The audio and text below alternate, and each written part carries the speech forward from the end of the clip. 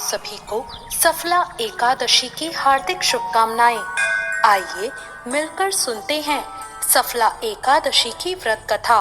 एक बार की बात है, धर्मराज युधिष्ठिर ने भगवान श्री कृष्ण से कहा, हे जनार्दन, मैंने मार्गशीर्ष शुक्ल एकादशी यानी कि मोक्षदा एकादशी का विस्तार से वर्णन सुना। अब आप कृपा करके मुझे पौष माह के कृष्ण पक्ष की एकादशी के विषय में भी बताएं। इस एकादशी का क्या नाम है और इसके व्रत का क्या विधान है? इसको करने की विधि क्या है और इस व्रत को करने से किस फल की प्राप्ति होती है? कृपया ये सब विधान पूर्वक कहिए। भगवान श्री कृष्ण ने कहा, पौष माह के कृष्ण पक्ष में आने वाली इस एकादशी को सफला एकादशी कहा जाता है। इस एकादशी के देवता श्री नारायण हैं। विधि पूर्वक इस व्रत को करना चाहिए। जिस प्रकार नागों में शेषनाग, पक्षियों में गरुड़ और सब ग्रह में चंद्रमा, यज्ञों में अश्वमेघ और देवताओं में भगवान विष्णु श्रेष्ठ हैं, उसी तरह सब व्रतों में एकादशी का व्रत श्रेष्ठ है। जो मनुष्य सदैव एकादशी का व्रत करते हैं वो मुझे परम प्रिय हैं। इसका महात्म मैं तुमसे कहता हूँ, ध्यान पूर्वक सुनो। भक्त वत्सल भगवान श्री कृष्ण कहने लगे, धर्मराज, मैं तुम्हारे स्नेह के कारण तुमसे कहता हूँ कि एकादशी व्रत के अतिरिक्त मैं अधिक से अधिक दक्षिणा पाने वाले यज्ञ से भी नहीं प्रसन्न होता। अतः इसे अत्यंत भक्ति और श्रद्धा से युक्त होकर करना चाहिए। हे राजन, इस एकादशी का महात्म अब तुम एकाग्रचित होकर सुनो। एक समय की बात है, चंपावती नगरी में महिष्मान नाम का राजा राज्य करता था। उसके 4 पुत्र थे। उन सब में लुम्पक नाम वाला बड़ा राजपुत्र महापापी था। वो पापी हमेशा पर स्त्री और वैश्यागमन और दूसरे बुरे कामों में भी अपने पिता का धन नष्ट किया करता। वो हमेशा देवता, ब्राह्मण, वैष्णवों की निंदा किया करता। जब राजा को अपने बड़े पुत्र के ऐसे कुकर्मों का पता चला तो उन्होंने उसे अपने राज्य से निकाल दिया। तब वो विचार करने लगा कि अब मैं कहाँ जाऊं और क्या करूं। अंत में उसने चोरी करने का निश्चय किया। अब वो दिन में वन में रहता और रात को अपने पिता की नगरी में ही चोरी करता और प्रजा को तंग करने और उन्हें मारने का कुकर्म करता। कुछ समय के बाद सारी नगरी उससे भयभीत हो गई। वो वन में रहकर पशु आदि को मारकर खाने लगा।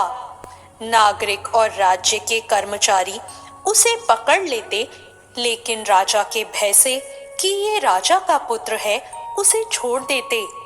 वन में एक अति प्राचीन विशाल पीपल का वृक्ष था। लोग उसकी भगवान के समान पूजा किया करते थे। उसी वृक्ष के नीचे वो महापापी लुम्पक रहा करता था। इस वन को लोग देवताओं का क्रीड़ा स्थल मानते थे। कुछ समय के बाद पौष कृष्ण पक्ष की दशमी के दिन वो वस्त्रहीन होने के कारण शीत के चलते सारी रात सो नहीं सका। उसके हाथ पैर ठंड से अकड़ गए।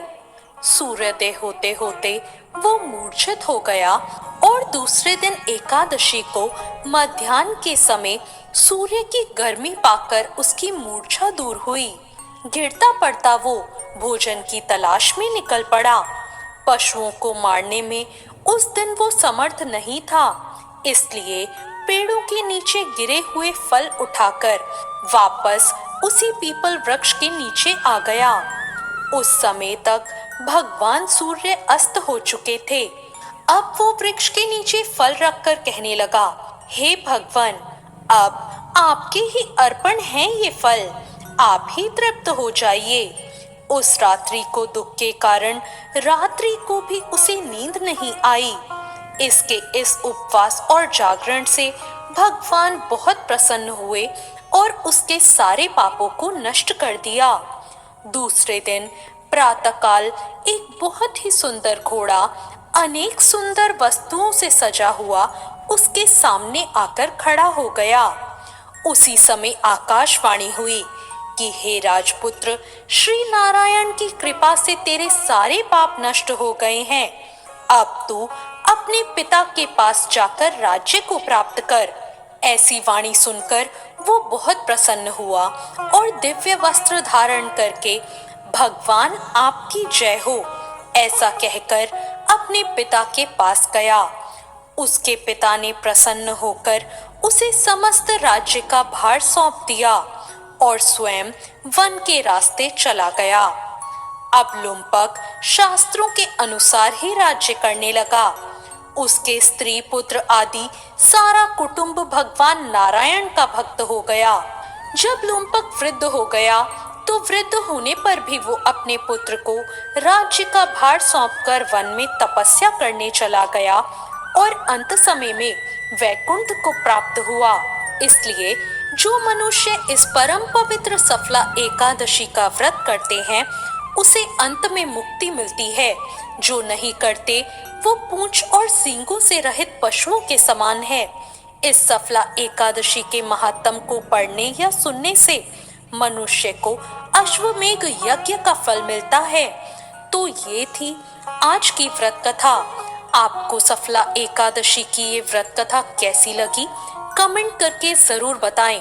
कथा अच्छी लगी हो तो लाइक जरूर करें।